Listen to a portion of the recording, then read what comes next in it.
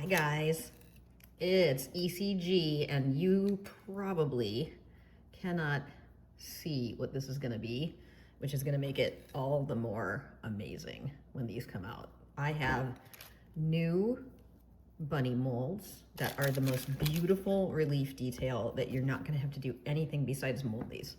They're absolutely gorgeous. I am going to do them. I ordered them. They fit an Oreo a little bit loosely. So I had a cutter made that I will sell on the site that fits in here with just 1/8 of an inch around. So you can make your favorite pan cookies, you can make anything you like. Basically, this is a 2-inch cutter. So if you have a 2-inch circle, you can cut out anything you want. Rice Krispie treats, any cookies, you just do cutout cookies, or search Twix, Twix on my site, and you could do what I did for the Twix bars out of these as well. So yes, Carmel is always right. I'm gonna throw my chocolate coating. I'm using dark and white, and I'm gonna throw this in the microwave for 30 seconds, see where we're at. So I got these especially for spring. So I'm doing them for Easter, but wait till you see them. You're gonna wanna do them for everything because they're so cute. They would be adorable for a baby shower. They'd be adorable for anything Victorian. You'll love them. And I'm so excited about them. There's one little piece of Oreo crumb in there. Get out. So that was 30 seconds, and it's about half melted. So we're gonna go another 30. There's a lot of chunks in here, and we don't want too many chunks. Chunks are not good, especially with these really delicate filigree molds. We want it to be nice and smooth. So another 30 seconds into the microwave with I don't know, and I bet you don't know this. I had a house bunny in college because I'm extremely allergic to cats, and I needed to have something fuzzy, and I couldn't have a dog because apartment. So I had a house bunny named Chloe. And so I have a particular thing about bunnies. That's your ECG fun fact for the day. So this is nice and ready to go. There's no lumps in here. This one is getting close. It's funny. My microwave wants to melt the dark chocolate faster than it wants to melt the white chocolate. That is really weird. So I'm gonna throw this in for like 10 seconds because I'll do 15 while we get the chocolate ones going. So the key on these this is a very sticky, wonderful, detailed silicone mold. The key on doing something that's super detailed is you have to really beat the crap out of it to get the air bubbles released. And so trying to do that is not gonna do it. So I always put this on something that I can really, I might break the plate. Let me get a cutting board. This might be better. Because we're just gonna beat the living crap out of these once they're filled. Oh yeah, that's gonna be the stuff. So this is nice and melted, no lumps in here.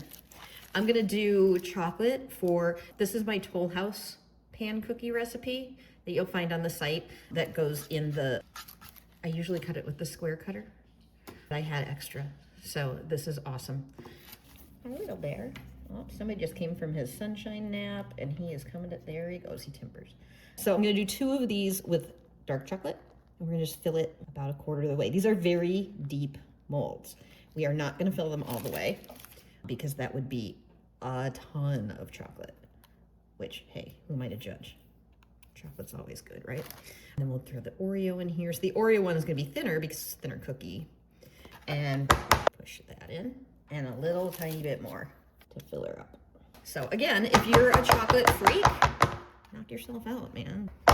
Fill them all the way. I'm cool, but I think it might be a little bit much. So I'm pushing this down. They float, it happens. So pushing those all back down. And then what I do is especially these ones that float, whip these babies into the fridge. Actually, not the fridge. I'm going to put them in the freezer immediately so it doesn't float. If I put these in the fridge, it's gonna float right back up to where it was. So I'm pushing this back down, giving it a quick tap, and we go into the freezer. So I'm gonna throw them on a plate to go in the freezer, and then we'll work on our white one. I have to wash my hands. I'll be right back. Our white chocolate coating is ready. I have a lemon Oreo. On this mold, any 2-inch or smaller store-bought cookie will work. Our typical Oreo molds has to be 1 3/4, but these are a little bigger. So you got a little more space. So again, I'm gonna tap this out to get it into all the tiny little details and nooks. Be aggressive. I know that's loud, I'm sorry. And then we'll just throw this little guy in here. Again, they float, so you can push it back down a little bit. And we're gonna run this to the freezer. I'll put a little more. White chocolate isn't as strong, right? These are gonna be so cute. There we go. So I'm gonna throw this in the freezer. Last little air bubbles out of there. Get out of there. And I'll be right back. We're back. So I put these in the freezer because I was trying to prevent them from floating. Worked pretty well. Not so much on that one. And I will, well, anyway, when I put this one in, I ended up banging it and this came, anyway, whatever, my bad. So we're gonna start with this one. It's kind of fun because I have not used these. These are new to me and you guys couldn't even see what they looked like at the beginning of the video. Oh my God. Can you guys see that?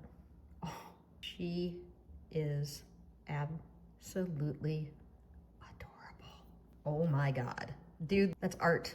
And I did nothing but squeeze a bag of chocolate. Holy crap. Amazing. This would go really well. Check out our Delft Bunnies Oreo.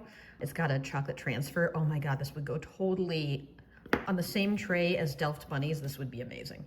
So get her out of the way. Oh my God, she's so cute. And then let's see what this guy does. So we're just popping this inside out, basically. Oh my God. I can't. And see, that got a little weird on the top, so I'm just gonna trim that with a knife because that's the bottom. Oh my God, will you look at that? Oh, look at you guys, you're so cute. I don't even remember what the third one is. I think it's a bunny. I think there's another bunny in here. Look at that detail. That is sick and wrong.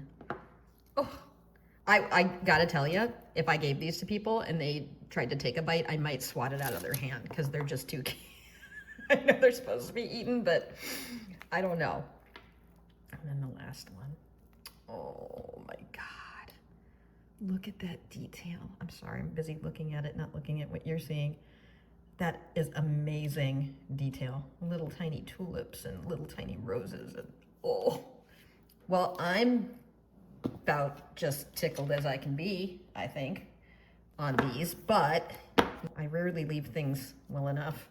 So I want to, I'm just trimming this bottom so it sits a little flatter.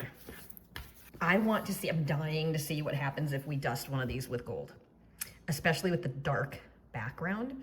I want to see what happens. So I think it might get like a cool antique look with the dark chocolate peeking through. So I'm gonna leave these two for now. And then let's dust this other one. So I got a piece of paper parchment. I don't know, I don't want to do anything to them because they're so perfect. You could do some of our edible ribbon. That would be cute. That would be really cute to have. Just glue a little bit of the edible ribbon around it and that would be adorable. So that's cute and it gets some color, but anyway. But we have to try it, right? Because everything looks better gold. So we're gonna try dusting this baby gold and then leave these guys alone for now. So I'm gonna get these out of the way. This is a good time to bring up the golds that I have. I have 3 golds on my site. They're all shiny as hell. They're all massive containers, so they last you forever. This one is champagne gold, which is a really soft, silvery champagne gold. And then I've got my standard gold, which is very subtle gold. And then this one's lighter than this one in reality. And then I've got this Insanity, which is, we call that sunny gold. I think personally with something this vintage, I'm skipping the sunny. I'm gonna go with the middle of the road. I want this to be vintage feeling. So we're gonna dust this one with our standard gold and see how she goes. Anyway, you can play with these. I've had people do all sorts of really beautiful things with these. It usually clings right onto chocolate, so that should not be an issue for you. I would not recommend dusting the mold first on these because these are very soft silicone molds. You will never get the luster dust out of those if you dust inside the mold. So I'm gonna go with doing it after. So let's see what this does. Oh, that's the stuff. Oh my God. That is gorgeous. I almost want to not put it on the sides to get that. Let's do it. Let's leave it chocolatey on the bottom. I gotta get my chocolate glove So it even has that even more vintage look to it. So there it is. Oh God. I'm gonna have to do this on all of them, aren't I? Damn it, because that is so, it makes it pop. Oh. So that's the standard gold. Look at that.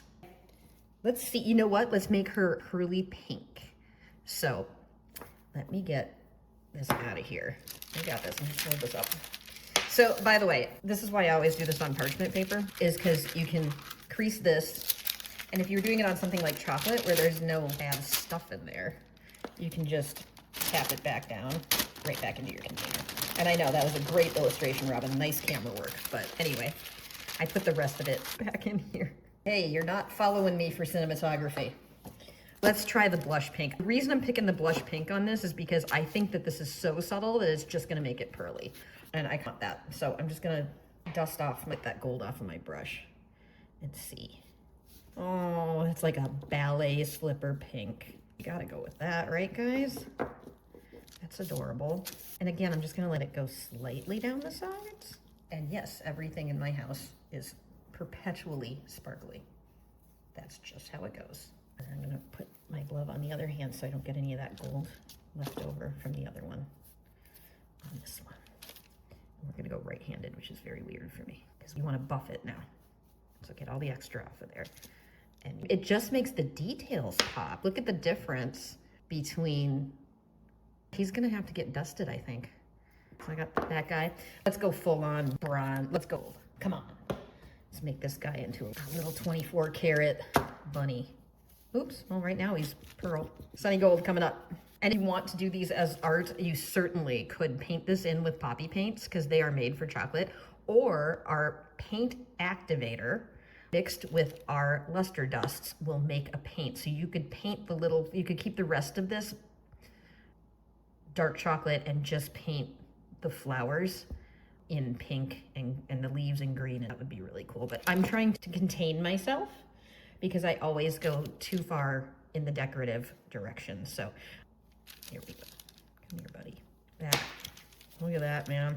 I kind of like this. It just like sprinkles down the side a little bit, but look at how much more that shows up with that luster. That is magical. And I like them. I like that it's just kind of shabby chic. We're kind of going boho on these babies. Look at that. Guys, I got to tell you, if you do one project this spring and you really don't have time to do anything, make this your project, because holy crap, the amount of wow you get for the very minimal work on these is sick and oh so right. Okay guys, happy Easter. Make something fun. Make me proud.